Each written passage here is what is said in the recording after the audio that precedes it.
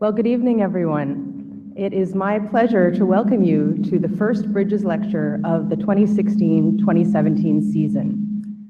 My name is Alicia Colensis, and I'm an English professor here at St. Jerome's University. I'm a co-organizer of this series, along with my colleagues Benoit Charbonneau from the Faculty of Math and Paul Craig from the Faculty of Science. The first lecture of the season is always an occasion for celebration.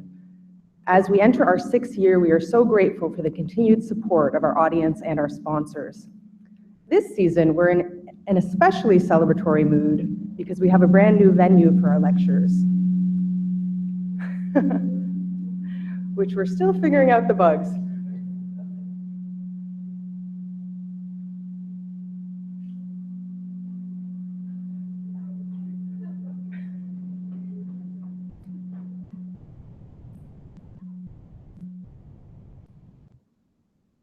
How's that? Better? All right. Here in our brand new venue with its state-of-the-art sound system in the new SJU Academic Center. And also we have a new ticket system for our audience. So this means that lectures, as always, are free and open to the public, but you're required to buy them in advance or reserve them in advance. And this process is very helpful to us, the organizers, since then we can get a sense of numbers and attendance as we plan for each lecture. Most exciting of all for us is that we're expanding the scope of the Bridges Lecture Series. In the past, as many of you know, the aim of the Bridges Lecture Series was to find points of connection between mathematics and the arts, to raise questions about the nature of our disciplines, and to find ways to prompt fruitful dialogue among disparate fields. The University of Waterloo describes itself as a place to discover ideas that change the world. And all of us can attest to the wonderful research and ideas that are generated here. Yet one potential pitfall that the Bridges series has aimed to remedy is the tendency towards so-called silo culture, where these ideas exist in clusters and where like-minded researchers are in dialogue with one another, but not necessarily with those outside of their field. An enduring goal of the Bridges Lecture Series has been to challenge those boundaries among disciplines and to recognize that some of the best ideas are those that are informed from a variety of perspectives. And the result has been a series of compelling lectures that have brought together mathematicians with artists, historians, political scientists, literary scholars, architects, and so on. This year, we're delighted to say that we're extending the dialogue even further by partnering with the Faculty of Science. And we look forward to lectures that reach beyond the boundaries of arts and mathematics to embrace the perspectives of scientists as well. So please keep an eye on your inbox for details about upcoming Bridges lectures this season. Our sponsors this year reflect our new expanded scope, and we're grateful to St. Jerome's University, the University of Waterloo's faculties of Arts, Mathematics, and Science, and the Fields Institute for their belief in and generous support of our endeavor. We also thank all of the staff members and the students whose hard work makes an evening like this possible. Our lecture tonight is Pattern Finding, Popular Expression of Transcendent Ideas, and it takes on a question that is central to human experience, the sense of wonder, awe, and delight that can be provoked by various forms of artistic expression, even those as simple as a joke. We are moved by patterns and shapes in ways that seem mysterious and difficult to explain. Literary critics like me call this affect, and from our perspective, we look at things like the relationship between artistic creation and emotion, the ways that elements like text and language can feel or evoke feeling in others. Our speakers tonight explore the question from mathematical and artistic perspectives to consider how mathematics may help to shine a light on the processes of aesthetic reception and response. Our speakers this evening are Matthew Scott and Soheila Esfahani. Dr. Scott is an associate professor of applied mathematics at the University of Waterloo, and he is the co-director of UW's Mathematical Biology Laboratory. Ms. Esfahani is a Waterloo-based artist and educator, a lecturer at the University of Waterloo, and a recent recipient of a Waterloo Region Arts Award for Visual Arts. Please join me in welcoming our speakers.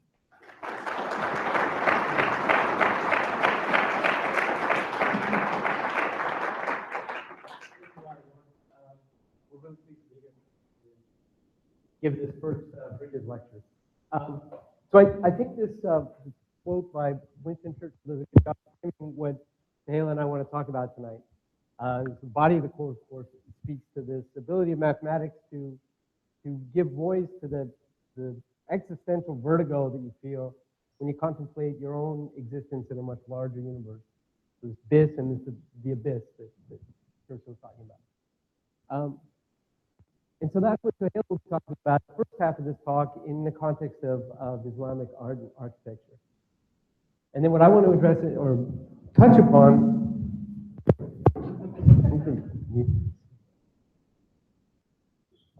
what I want to touch upon later on in the lecture. Okay.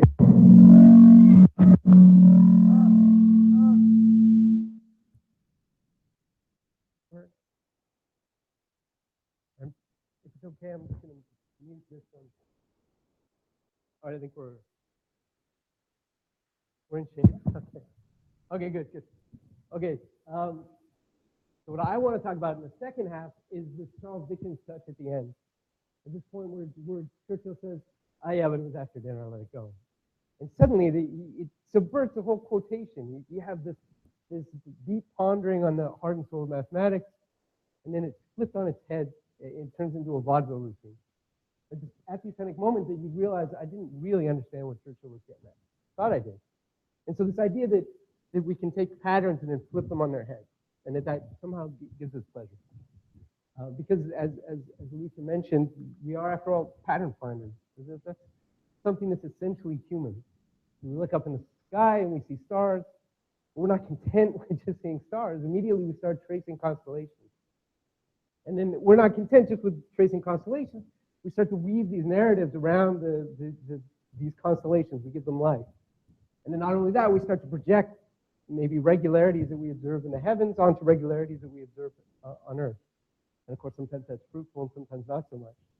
But the point is that we're always looking for these regularities. And somehow we're pattern binders, if you like. And then more than that, patterns and symmetries are typically what we find beautiful.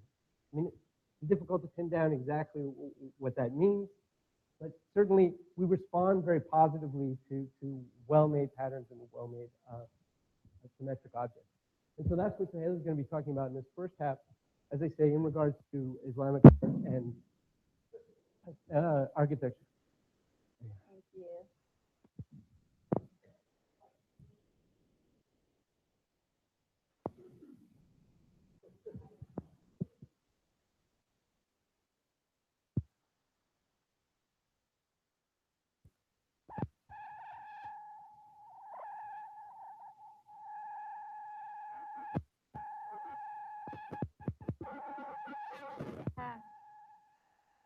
And thank you for organizers to invite us to do this talk.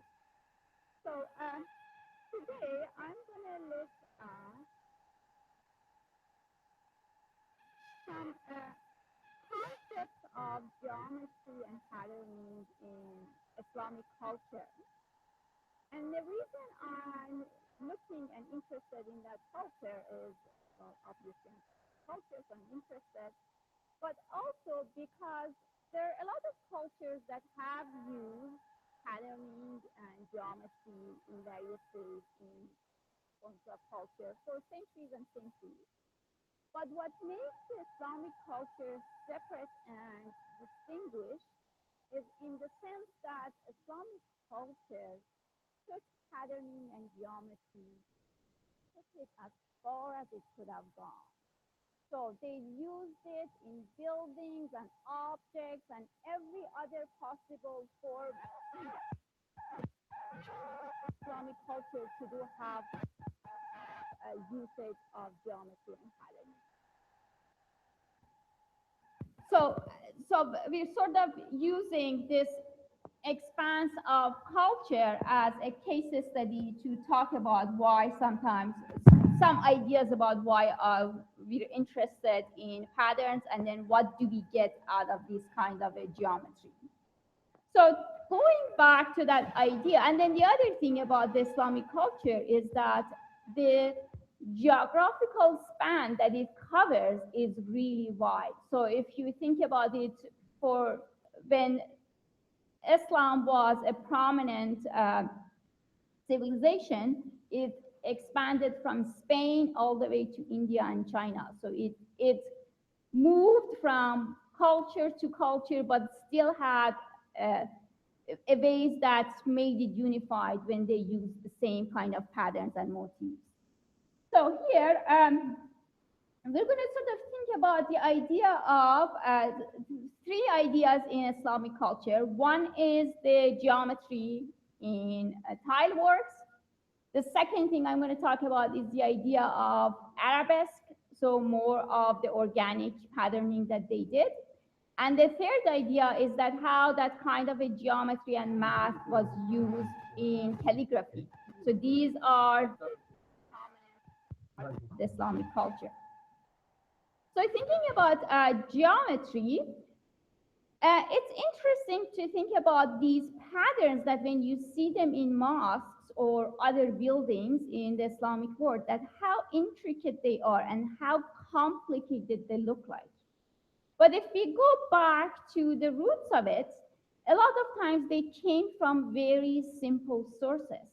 So when we look at the traditional ways of doing these kind of patternings, they all seem to start at the basis of them was having a circle. So traditional craftsmen, all they needed to have was a ruler and a compass to create a complicated pattern.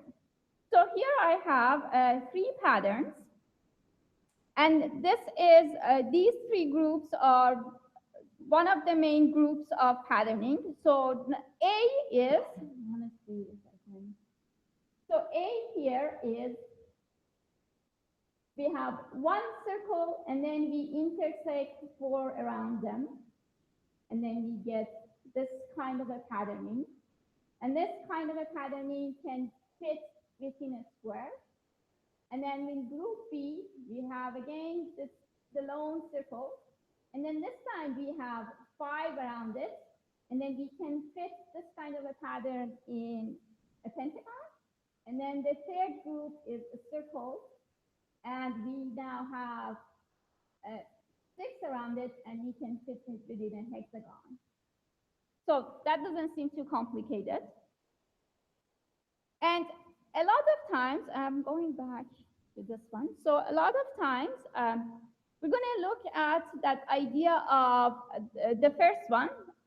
So I'm going to give you an example of the first one. So the way they started was by fitting a square inside the circle. And then we're just going to look at how you can do it without having any computers or sophisticated softwares. And it just can happen.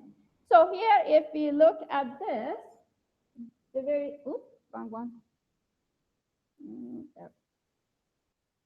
So the very first, you just need to draw a horizontal line, take a point, draw a circle.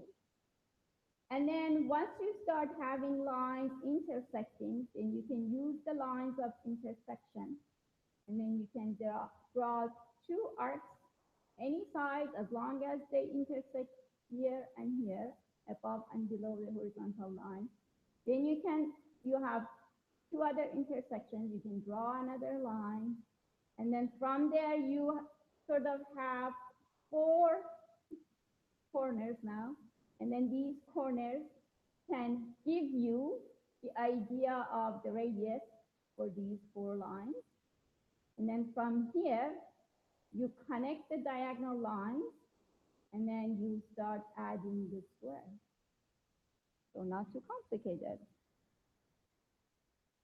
So a pattern like this one is designed based on that idea. So if you look at the red section in the middle, that tile is designed by having a circle inside a square and then just repeating that. So the beauty of the Islamic geometry is that they didn't, even though the end product looks complicated, they didn't do a complicated thing from the beginning. They just made one simple tile and then repeat that to get the bigger version. So here is a bit of geometry for how to do that. So we are back to our circle inside our square. And then we're just trying to find a star pattern in here. And this is just one example. There's other ways of doing it. So now you're sort of thinking about these intersections and drawing lines in here to create an octagon. And then here you sort of, from there you draw two interlocking squares. And then you find the intersecting points, drawing lines. So you're basically making a grid system. And once you make your grid system, then you start imagining how you can get a star pattern out of it. So the red parts are where we sort of highlight, and then we add these sort of get these lines out of this kind of a grid system, and we get that star shape happening for us. So this is, once we go back here, so it is the star shape. And once you repeat that, you get a very engaging geometric pattern. So give you another sample. But this is a tile work in Alhambra. Very famous tile work. A lot of studies done on this. And this tile work, again, looks fairly complicated, but starts with a very simple idea. So what we need to create here is this part. And then once we have this part, we can repeat it to create that. So again, it's the same kind of idea. So I didn't show you this time how to draw a hexagon that ends up inside the circle, but fairly similar to that idea of how you draw a circle and a square. And then you just go and draw an equilateral triangle. You do another one, and then let's start making that kind of a grid. So once you have a grid and those points of intersection, you can use those points of intersection to create the red arcs. And then by repeating the arcs, once we get to the very end, we get this kind of almost a fan shape. That is, there is nothing complicated about that. If we go back, what they've added here is that they added various colors, and those colors also sort of gives us a different sense. So by taking it a step further away, it becomes this moving, almost a tiling that looks like it's shifting, and there's waves in it. So here I have a few samples of other kinds of tile works that, or in other media. So the one at the bottom is from Cairo, and it is a bronze door. So these artists took this basic idea and then just played with it and made various versions of it in many, many ways.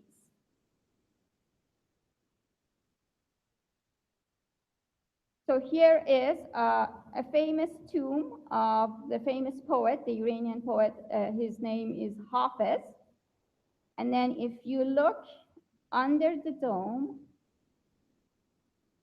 we have this elaborate tile work that is not only we have the overall design as that kind of a star motif, but inside each section, there is different variations that are done. What I really like about this is that this is actually a fairly contemporary piece. This was done in 1935 by a French architect named André Godard. So this sense of patterning, you can see it from India to Cairo to contemporary day Iran.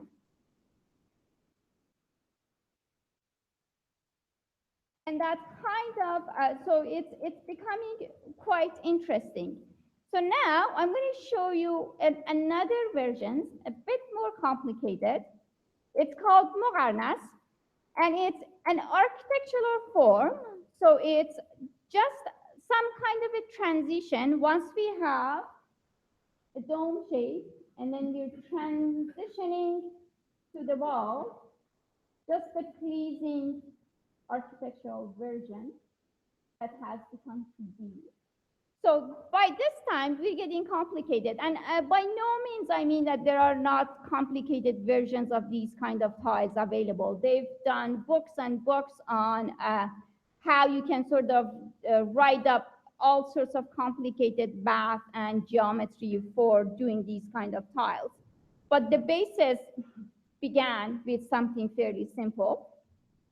And here are a few drawings for that kind of a 3D geometric architecture.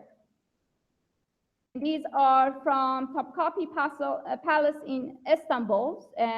So it's not usual to see these kind of drawings. So it's fantastic that they were able to sort of preserve these things in almost a scroll format. So there is all these sorts of material that are now available for people to look at. And I think just by looking at these drawings, if I go back, you sort of get a sense of how these things are built. And then these kind of geometry has a sense of almost kinetics. It looks like it's moving. Depending on the light and depending on how you get shadows, you get the sense that these things are not static. A good example of it is back again in Alhambra, is under this kind of a dome. And you can see the geometry on the corners here and the Mugarnas here. And what's interesting about this dome is that this is inside the palace. So their text that is available and is written around this dome is a poem. And the poem talks about the idea of heavens and the idea of gardens and that kind of celestial connotation. So once you enter in and you read the sentences, there is this sense of metaphor that happens. So you're looking at tile work and geometry, but there is no escaping of the idea of feeling that you're under that kind of a dome, and that sense of awe starts to happen. So this kind of a metaphor suggests a kind of perception that was not maybe originally apparent in geometry. Like geometry is geometry, but once you start adding another layer to it, you start seeing other things into it. So here is another dome. This time it's in Uzbekistan. The same kind of the architecture. And now here I start to question that how do we actually connect with these kind of geometric patterns? Are there, I guess question is, are these kind of ornamentation, should we just interpret them as geometric ornamentation? Or should we sort of read them in a different way? So what I want to suggest here is one way of reading these things that was brought up by a very famous Islamic art historian, Oleg Grabar. He passed away in 2011. He taught at Harvard.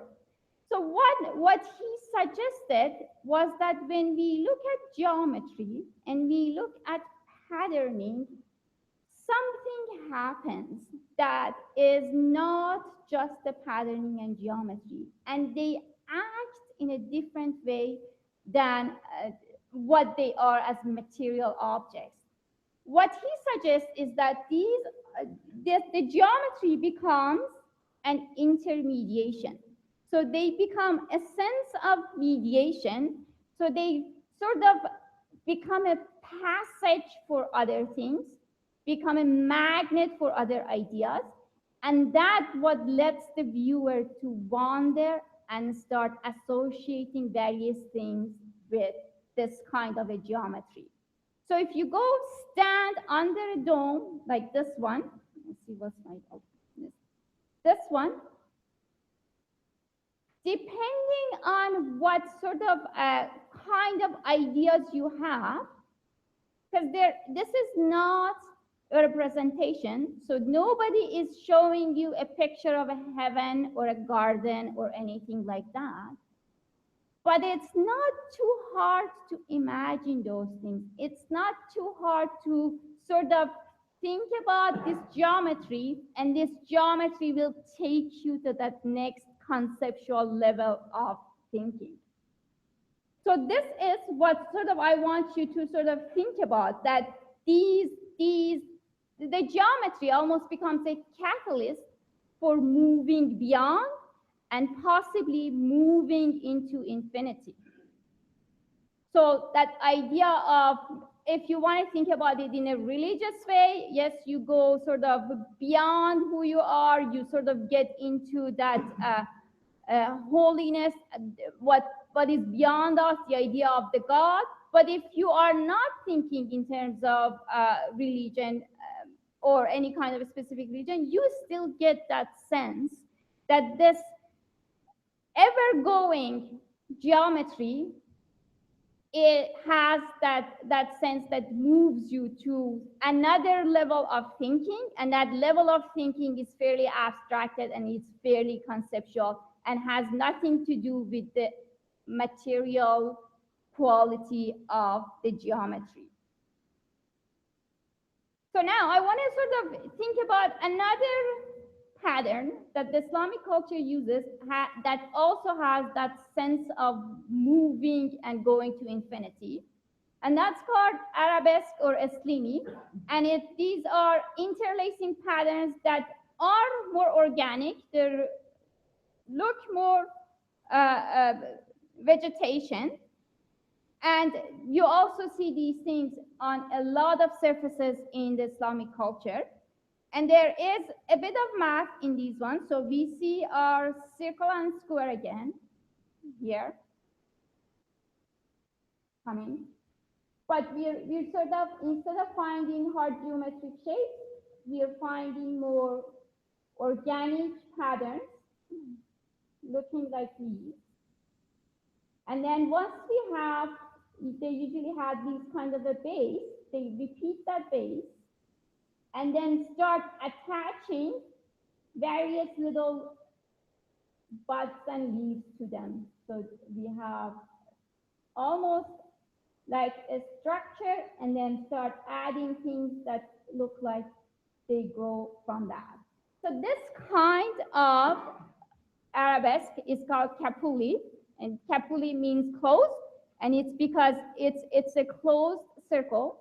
And again, these things can go on forever and ever because they can be repeated, so they can go cover quite a few surfaces.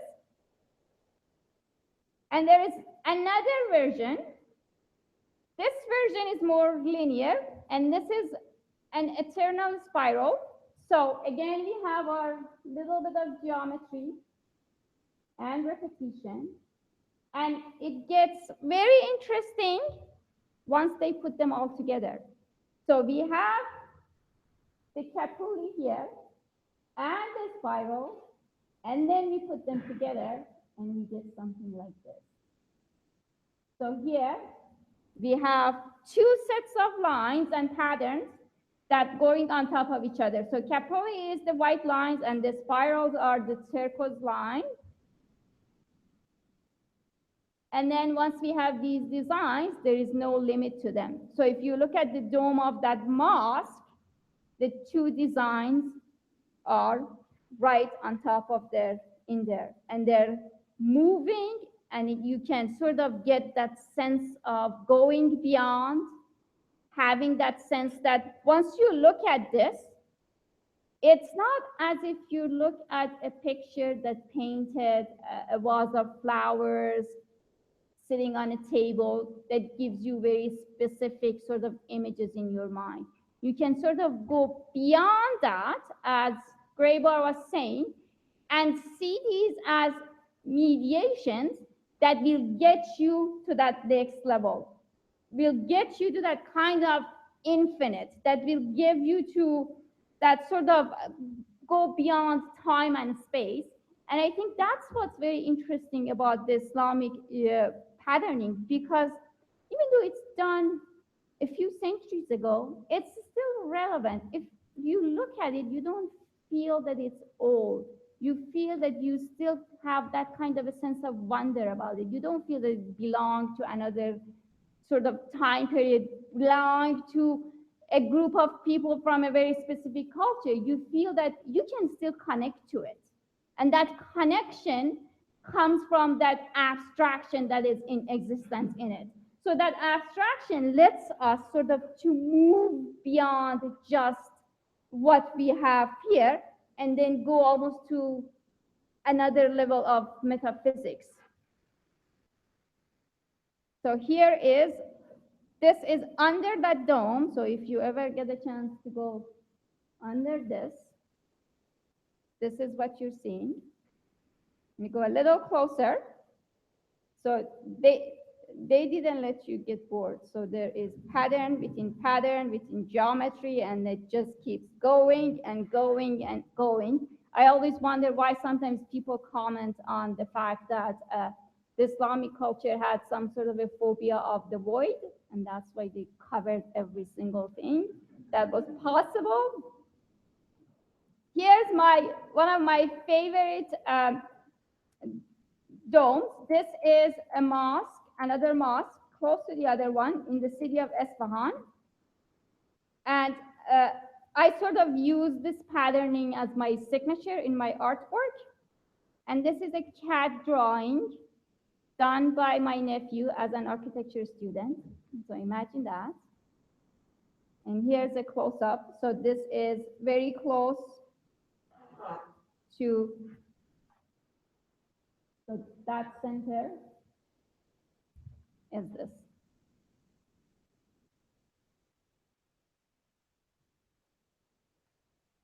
So now I'm going to quickly move to the third version, which is the Islamic calligraphy.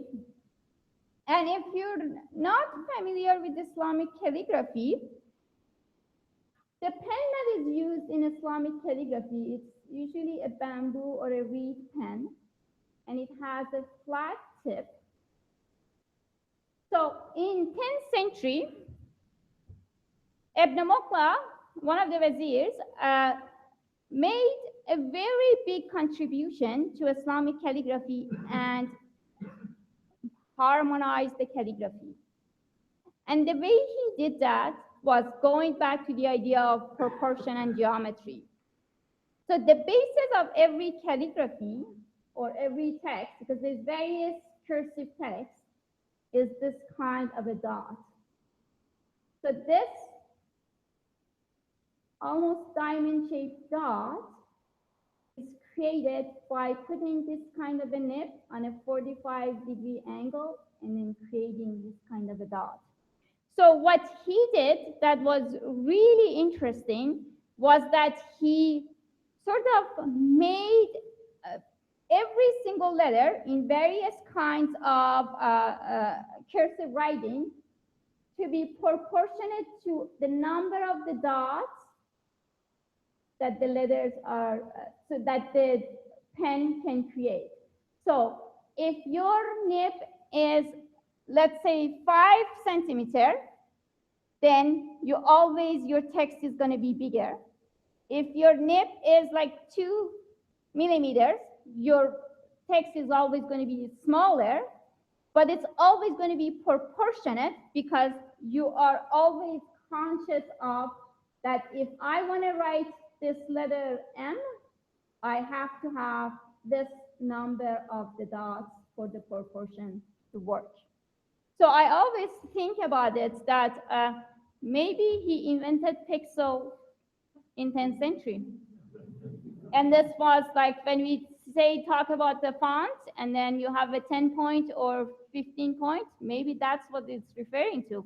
I have to do some research on that. So here is another example of proportions in calligraphy.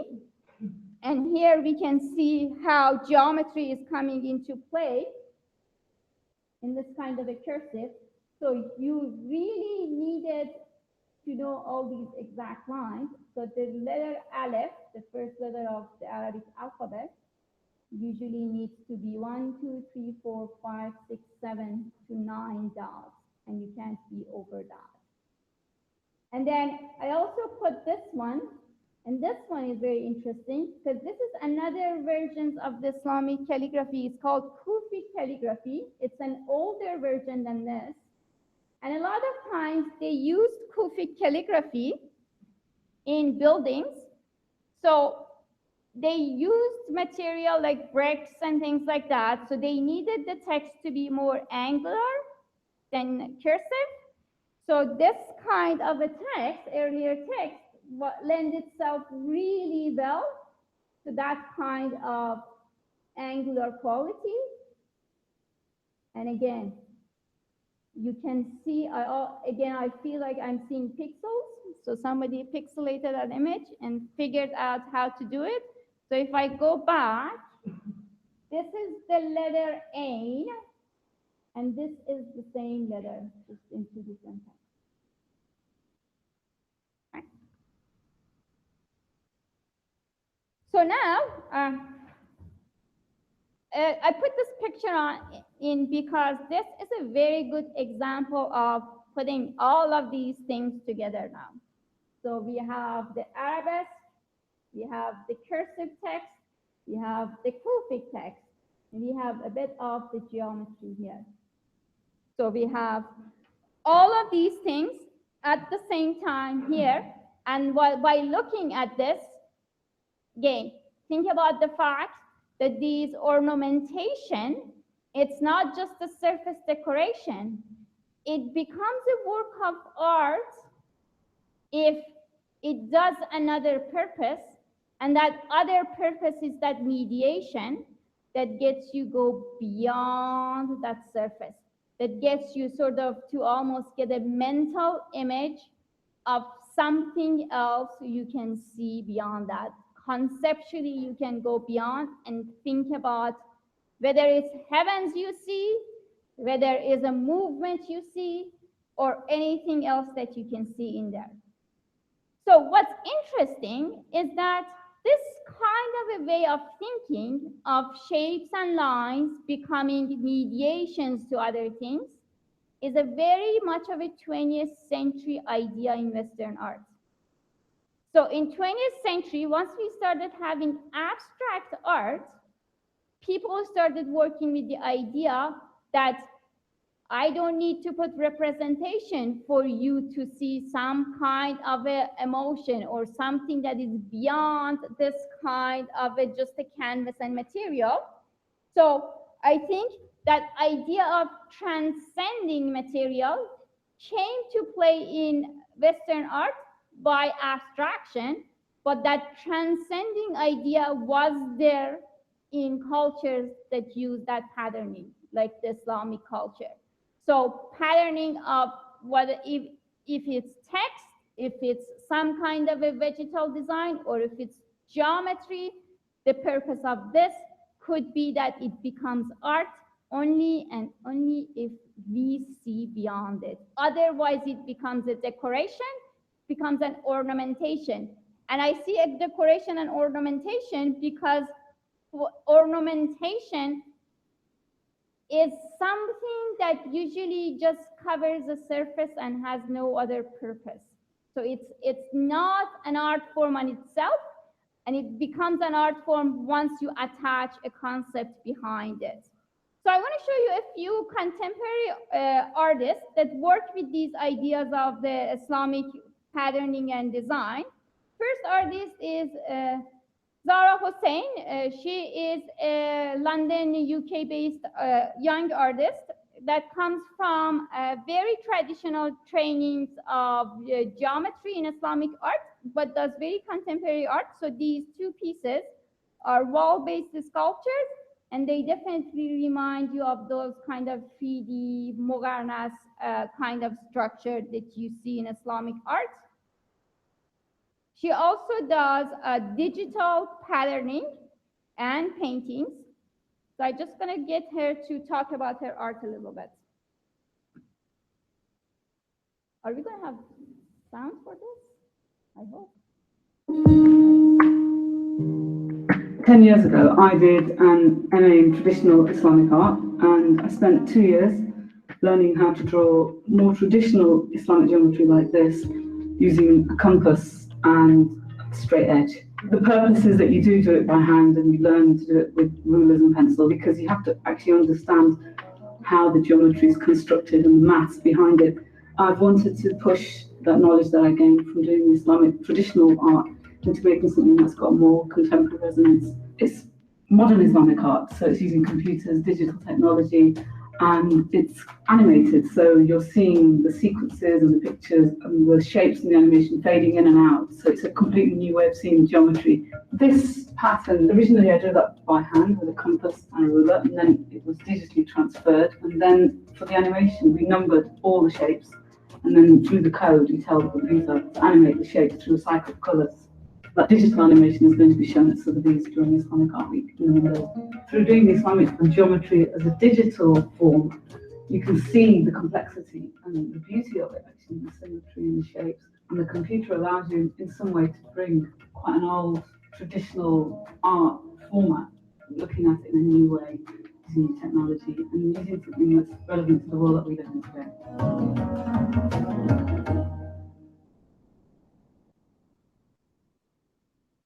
Another artist is an Iranian artist that lives in States, and she works with this kind of a patterning, but also mirror work.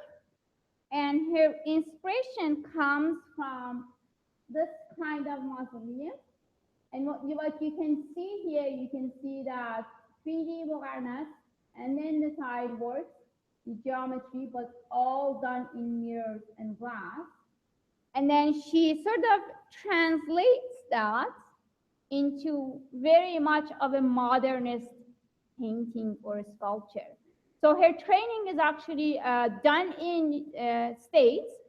She's in her 90s now, and she's the kind of artist that actually hung around people like Andy Warhol. So really knows about contemporary art and knows about the language of modern art, but chose to bring in that kind of a cultural idea. A lot of her work are actually handmade by craftsmen back in Iran, people who do these kind of a craft work. So here is one of her sculptures. She had an exhibition at Guggenheim in New York, I think a couple of years ago.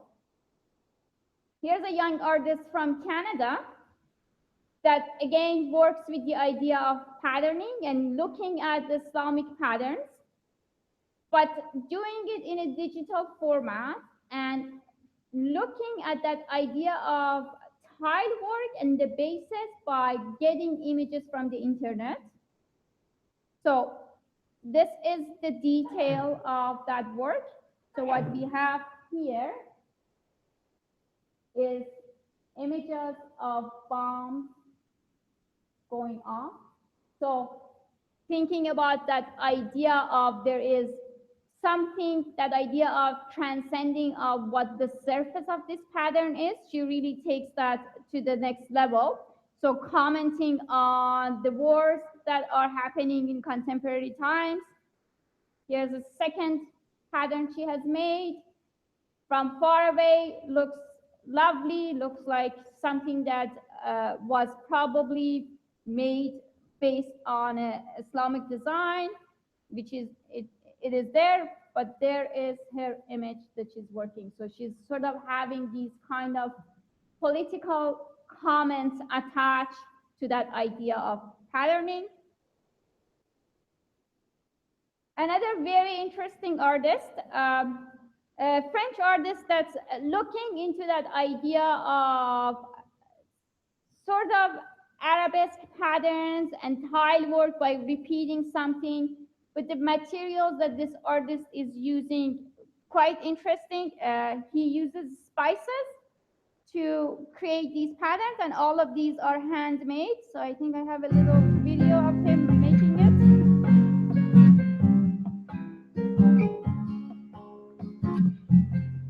Most of my work is quite ephemeral.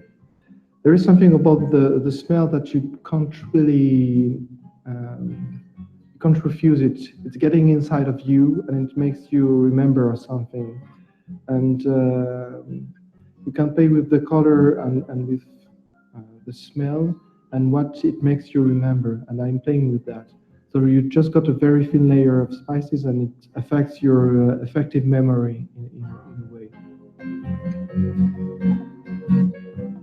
My work is often site-specific.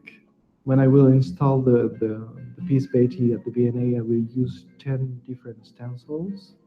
There will be 5 different spices, and of course it deals with time, because since the work is fading away. So I love to work with time, and that the work of art is not a sculpture made out of marble, but it's just fading away from after some while. The patterns are influenced by the Arabic geometry. The first time that I made it, we didn't put a rope around it. So people just walk on it and ruined it completely because they thought these were real tiles. So yeah, I want people that just they will look, okay, these are real tiles. And suddenly if they look another time, they will realize that it is made out of spices, and it will surprise them. And they will think, wow, this guy is completely nuts. He has been working for a week and it will just vanish in a second. So yeah, I think it's quite a funny way to look at the work here. And most of the people are looking at it like that, I think. So here's a time lapse of the work he did for Victoria and Albert Museum.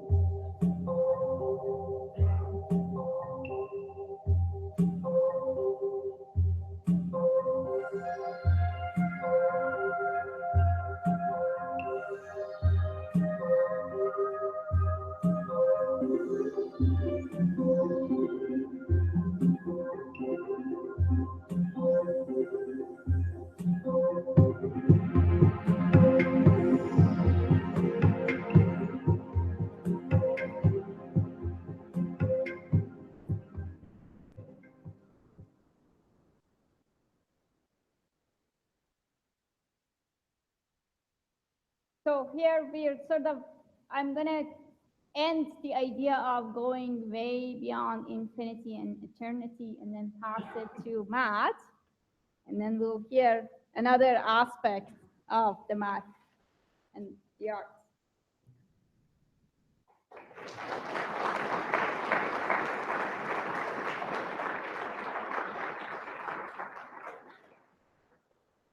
Soheila talked about this, again, this and the abyss, this extending off into infinity. And as I said at the beginning, I want to come back to the turning point of the quotation by Churchill, this punchline. And I want to talk about epiphany both in the context of mathematics, but also in the context of religious experience. And so let me first start with the mathematics. Very often when mathematicians get together and they talk about, what's the most beautiful theorem that you know of, and they make lists and things like that, this theorem shows up at the very top of the list.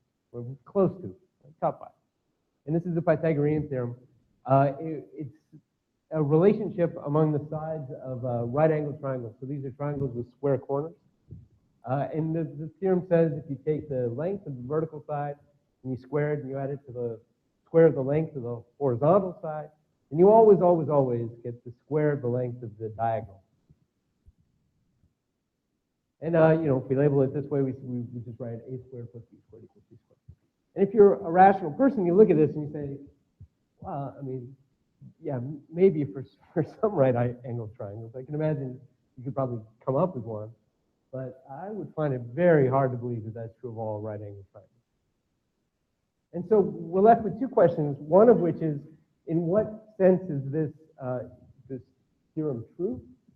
And then in what sense is this theorem beautiful? And it so happens that in this case, I think, it's the answer to both of those questions is the same, and I'll show you that in a moment.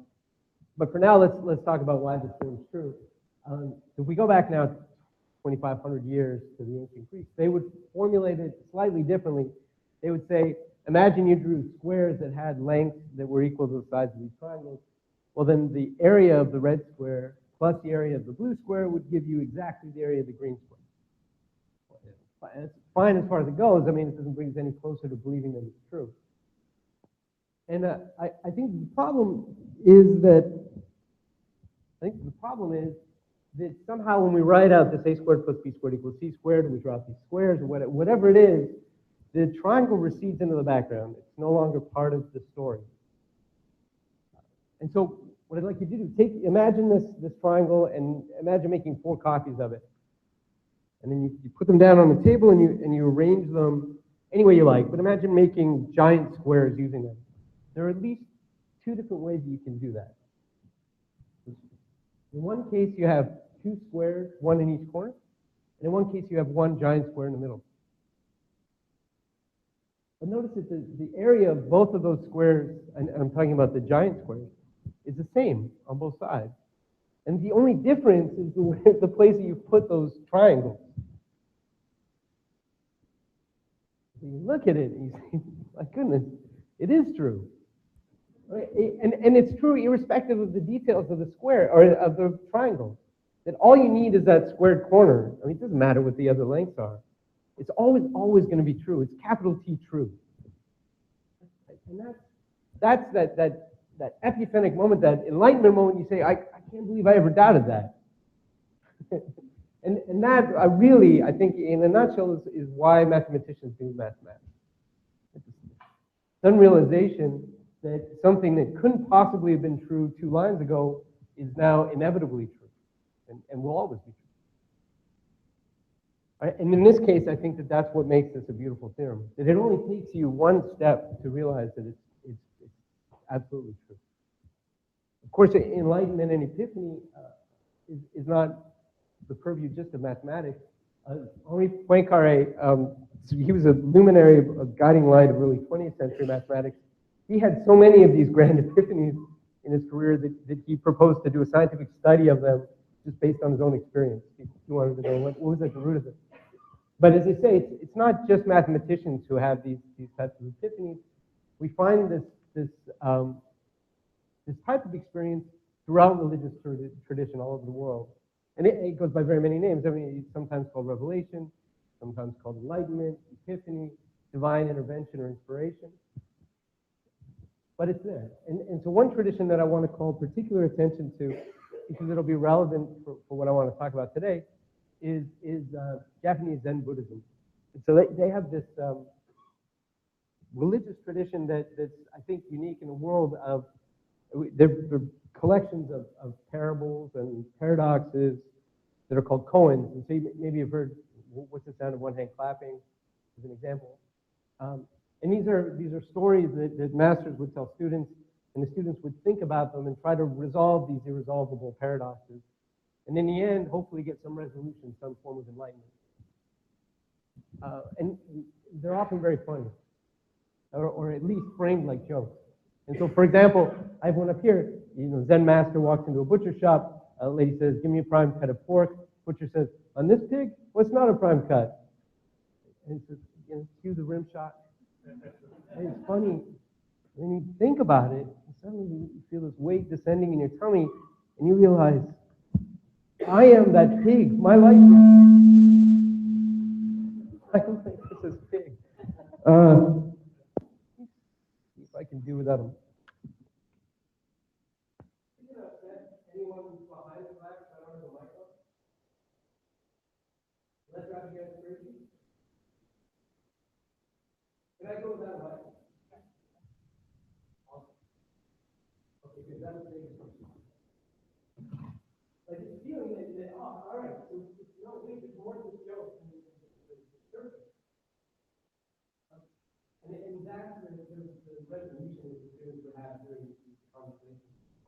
What I've done just now, not the right side, but what I did there to explain the joke to you is, of course, completely counter to the purpose of these stories. You're not supposed to explain it to somebody. It's a personal experience, personal dreams and life. And maybe the student never resolves it fair enough. And maybe there are 1,000 different ways to resolve these problems. But that's part of the process. And then if this experience becomes reliant on the written word, then it becomes, in many senses, just meaningless. Explain it to you. I'll come back to that. So that's an important idea.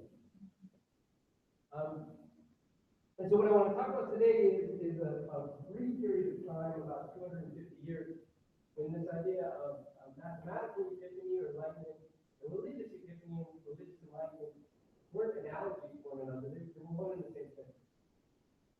Which was a period in Japanese history, a Edo period, where the country was completely isolated from the rest of the world.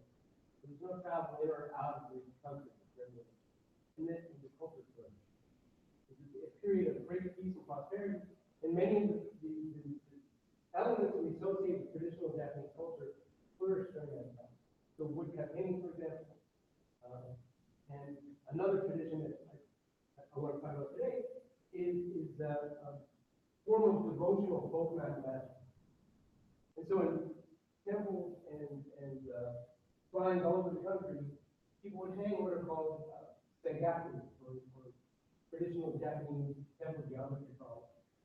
And so these would be really exquisitely carved or painted wooden tablets. They would have geometric shapes along the top, and then some description of the figure, and then some mathematical results written on the tablet. And then these would be hung as acts of devotion in the temples. So what I want to talk about today is first of all, what kind of mathematics was being done with these tablets. So I'll show you an example problem.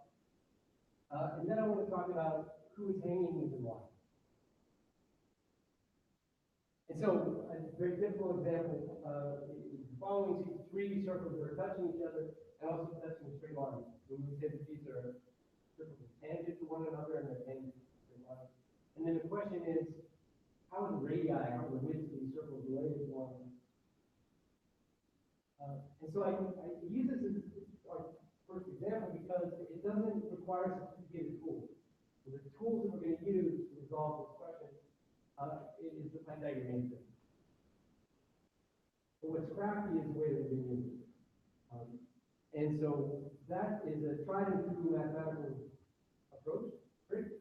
Which is to look at two ways of saying the same thing and then hoping that we get some information from it. And so what we're going to look at, two different ways of expressing, is this distance between the centers of the outer circles, the green and the blue circle.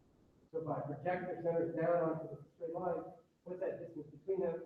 I'm going to denote it by x because I want to be able to refer to it in shorthand. And I'm going to cover that distance in two different ways. One is by drawing this right-angled triangle, this square corner triangle, where the diagonal traces the distance between the two centers of the circle. And it's not clear at this point why a person would choose a right-angled triangle. But you'll see in a moment, it's because I know the length of two of the sides of this triangle. And so from the Pythagorean theorem, I can infer the third side, which is the one that I know. I'll show you that. Because we know that this diagonal part is going to be the sum of the two radii. Because the diagonal of the triangle is going to pass through the point of the two circles. And if you don't believe that, either take it on faith or check it, verify it. Convince yourself that it's true. And in the second, the vertical leg of this triangle is going to be the difference between the two radii. And that's a little bit more difficult to see. But if you put your eye, or imagine putting your eye along this way of the figure, you can see that that vertical part is the height of the green circle, and then the height of the blue circle subtracted from it. And of course, they're both touching the same line, so when I say height, what I mean is radius. That's clear. So we have the sum of the two radii, difference of the two radii. And then the clever bit, which was using that right angle triangle, is that, well, from the Pythagorean theorem, we know what the horizontal length is, which is the one that we're after. Because we know that the square of the horizontal length plus the square of the vertical length is exactly the square of the diagonal, or the hypotenuse length. And if we tidy this up a little bit, we end up with this result that the length is equal to 2 times the square root of the product of the two radii. Let's throw that away. Now we can cross this distance another way. We can now cross first from the green to the red circle, and then from the red to the blue circle. And we can construct these similar right angle triangles, or square corner triangles, and we can follow the same recipe one more time. So again, the diagonals are going to be the sum of the radii, and the verticals are going to be the difference of the radii. And so when we churn through it, I hope it's not surprising, we'll get 2 times the square root of the product of the radii. But now the green one times the red plus 2 times the square root of the red times the blue. And so we have 2 ways of writing the same distance, so they're equal to one another. And so if someone asks you then what's the relationship among the radii, this is that relationship. But that's not what we've written on the tablet. The reason is because it's ugly. It's not aesthetically pleasing. And it's not obvious why it's not pretty. There's no clear answer to that. But what you had in this tradition was a lot of mutually supporting aesthetic interests. So the first was that your original figure was pretty to look at, compelling. That the mathematical question was interesting, but then finally that if you weren't going to present the solution itself had to be beautiful. And this is not. And part of the problem, I think, is that it's excessively ornamented. You look at it and say, yeah, shoes are kind of superfluous. And there's too many arms. You can't see through the trees. And so we can prune this down if we now divide everything by 2 times the square root of the product of all 3 radii. And if we do that, then suddenly it's going to be something very pretty. And it's symmetric, but it's not too symmetric. I mean, there's still enough asymmetry that keeps it interesting. And there are only 3 R's there. And you say, oh, it's doing everything that I needed to do. If I make the green circle bigger, then I need to make the red circle bigger, or the blue circle smaller. And it's all there in a very beautiful package. And suddenly you say, ah, lovely.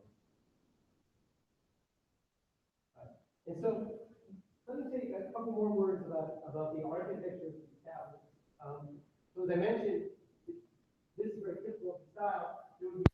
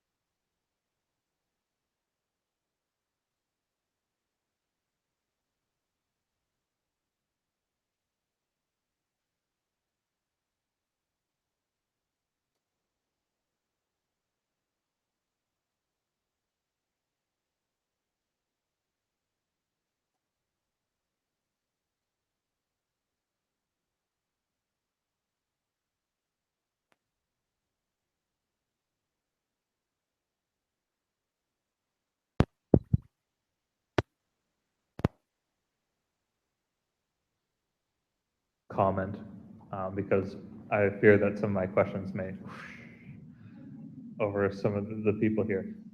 In terms of your last comment on street art, it really the street art you showed, I can see the differences between the Zen Buddhist approach and the street art we see there, where the Zen Buddhist approach is more of a question. This is a statement. It's a statement of fact. It's you might as well be writing a word and saying wall and writing wall on a wall, and that's as much meaning as the past. But a modern equivalent of that may be something that I uncovered recently that's more to the Zen Buddhist approach, if just a little bit on its head, called Wolfram's tweet a program. So what you can do is if you go to this Twitter account, you in the length of a tweet, if you tweet a program to it, it generates an output if you do it in the Wolfram language. And so to me, that's sort of like a new version of this. If you take the output and then try to guess what the input was to it. And just to context for the audience, many of these programs that are used to generate, because you only have very small characters, are very complex three-dimensional shapes that are either cones of infinite length or fractal patterns.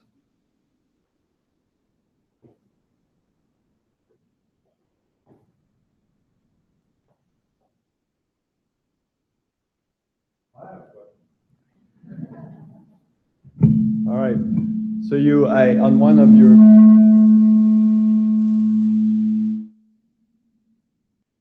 I bet some people will work on that in the next.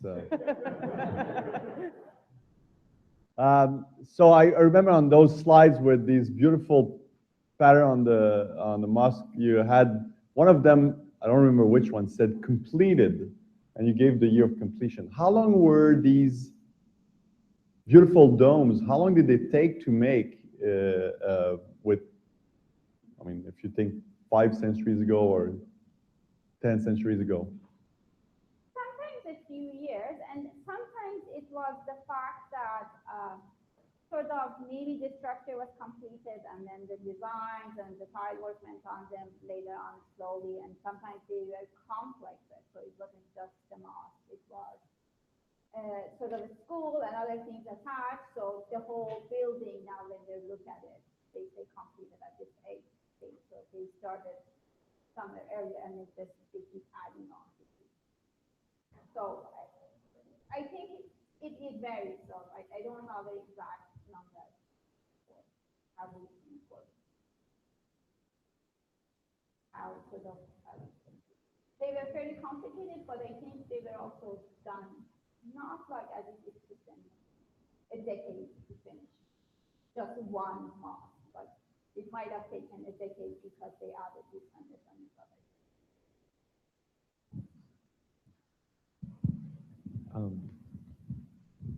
Given a dome, would the pattern be arbitrary? Could, in the same dome shape, could you do a pattern based upon a square, or could you do a pattern based upon a pentagon, or could you do a pattern based upon a hexagon?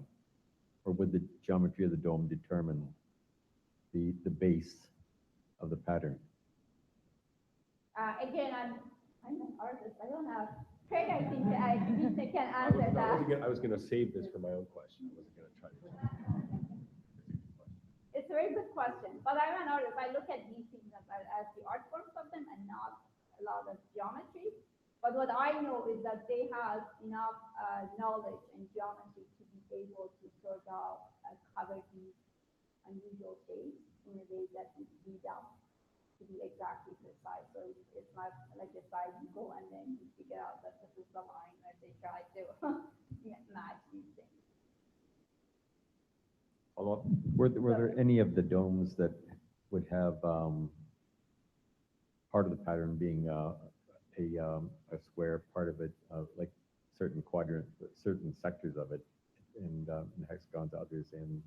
Like, was there a mix and match, or was there one typically a divining shape to it all? I don't have an answer. We have another question. From your examples, it looked like the patterns were consistent across space and time in a very wide geographical context, also across several centuries. So was it because there was crafts people who were traveling doing this? Or how was this knowledge propagated or kept consistent? People were traveling, yeah. So they were artisans that moved around and then spread the art. And also the knowledge was passed down in guilds and things like that. So people were sort of trained to be able to move back and forth and do these kind of things. And has this been preserved? I mean, clearly it's been preserved to some extent till 1935, but if it's still around, that people are making these kinds of things based on these practices? Repeat your question. Is this knowledge been preserved in these guilds still? Yeah, yeah. So the one that I showed you that was done in the 30s, so you can still find and post that. You can find, I think, YouTube videos of people making these things these days. Right, so I love the topic of your question of what should we think of as the modern equivalent of Sangaku, like, because certainly we have the tools, the medium to spread that kind of dialogue on mathematics. Unfortunately, I think the closest thing we have these days in terms of getting the word out is people on Facebook posting some bit of arithmetic saying 90% of Facebook users will get this wrong. That's about, right, that's the most widespread phenomenon. On the other hand, we do have really beautiful things like looping animated GIFs that tell a kind of mathematical story and have this always the wonderful surprise ending, even within a couple of seconds of animation, where somehow the creator of the animation figures out a way to close the story in on itself. So I think it's a good challenge to ask. What would you do, right? Like, do you have thoughts on if you had more time to spend writing these kinds of mathematical poems that you could sail out into the world and capture public imagination? What would they be? Would they be Sangaku, or would they be, graffiti?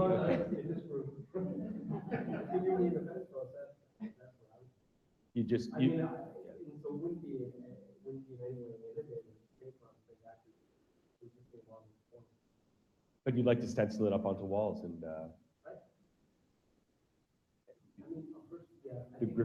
Sangaku bandits, right? Yeah, right, exactly. All right. I won't tell if I see them. But I think, I think that what we need is a public space where it's reachable to do something like that. We need temples and we try to afford that concept.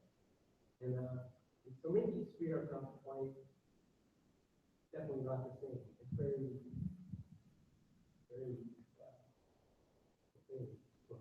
right? I mean, it's not, it doesn't have that same respectability. But what's nice is that you can see it, and there's nobody arbitrating that experience. There's nobody collecting admission, there's nobody blowing you off, there's nobody saying that's not appropriate for doing it. But I don't know, there's probably maybe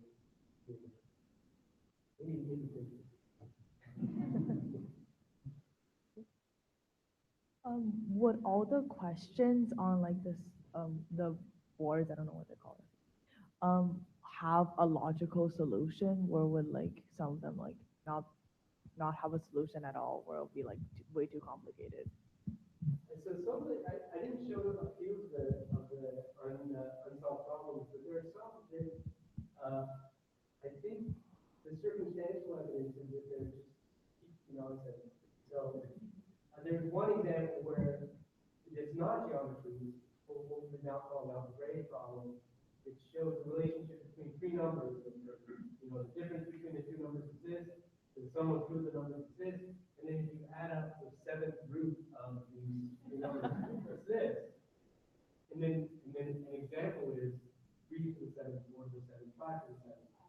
And it's fine, it's clear that, it looks as though the person who proposed the problem only knew one solution. And they constructed the problem so that he knew one solution and asked for a general solution.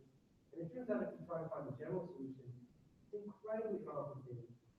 So you end up with an equation that has powers to the 1,000 or something. It's just virtually impractical. So I don't know if that's what you're thinking of, but certainly in some cases, there was not a pretty solution. I have a sense that the difference between the Sengaku and today is that then there was a sense that math was fun and pretty and accessible. And I'd like your opinion about why math doesn't feel like fun or pretty accessible now. What is it about how we teach our kids? Because they're quite happy with numbers till they get to school. So what can we do to make them happy after they get to school? Yeah, I mean, I think that's exactly the charm of it. And in terms of educational reform, well, I'm conservative. I don't know a good way to fix it, but I know it enough. So I think that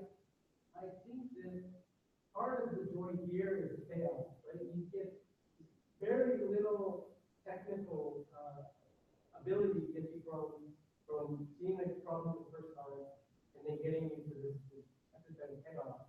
And it's it's like a roller coaster. You need to learn some of the techniques.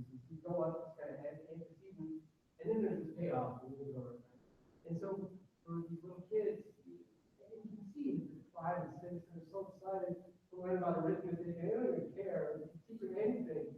They want to learn about fractions or whatever. And they're just so excited to see where this is all going to go. And then by middle school, they're still. I hope something happens here. But grade 12, they're scrambling the first opportunity to jump out of this thing, which the rest of their life is saying, I was never any good at roller coasters. I never, something I was never good at. I think the problem is that we never give them this sense, this personal journey of that epiphany. Some people sometimes have that experience, but it's not at all designed in the curriculum, and they want to become that Maybe when I say it that way, that's maybe why I don't teach everybody.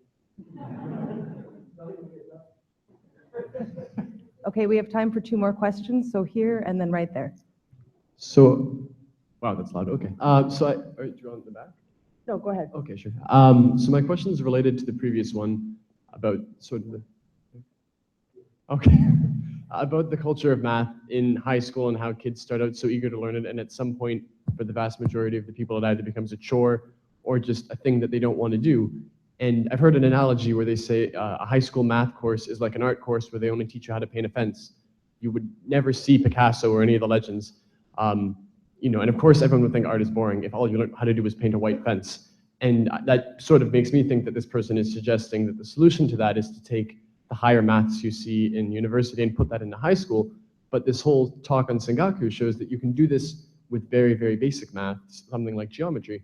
So do you think that there are ways to integrate higher maths to give them that epiphany without doing all the rigor and proofs and everything, but would you integrate higher math or would you do it with simpler things like geometry and things like that? Well, I think it's definitely made practice. I mean, definitely for young kids, geometry is the most probably accessible in terms of what they're used to, shapes, things like that. And the rule set is very simple. If you want to start talking about calculus and things like that, it takes a lot of background to point you to appreciate proof of something in that context. And so I think you need to scale these things, and that's why I say in curriculum development, you have to teach tasks. But definitely separating a few of these very simple proofs into the curriculum will go along with that. And you don't necessarily need fancy mathematics, higher mathematics. There's enough there that there's thousands of years of incredible results before we even get to using calculus.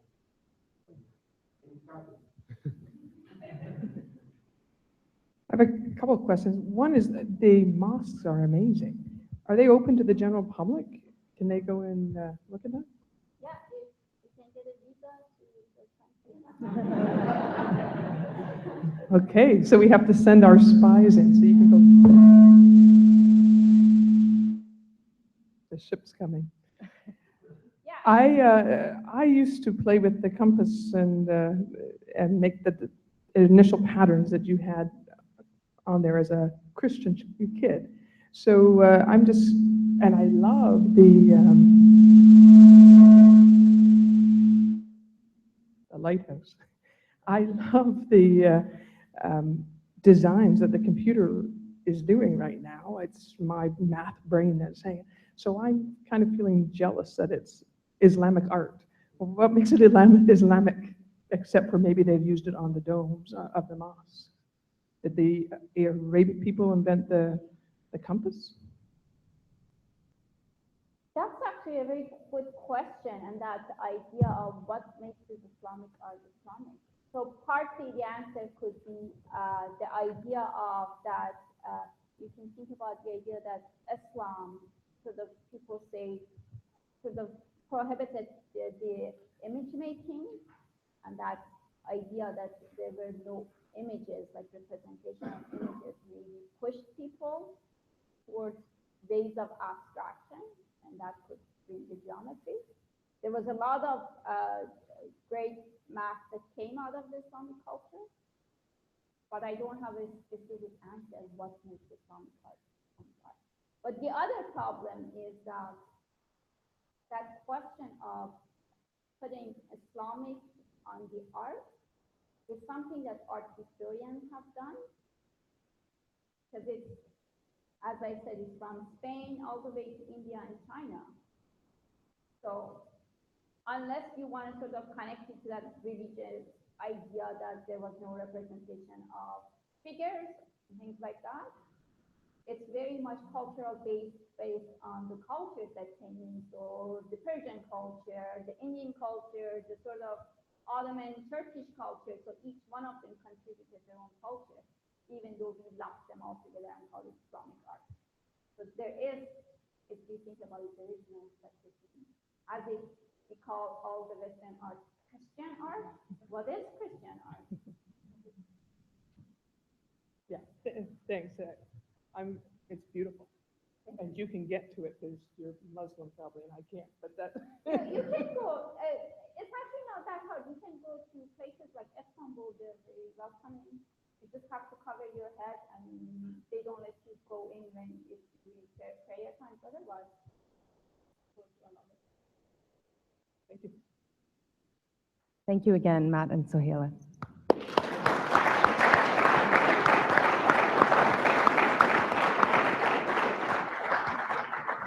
So a couple of announcements before I let you go.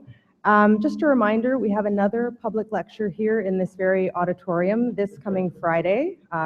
Yes, maybe the sound will be better by then.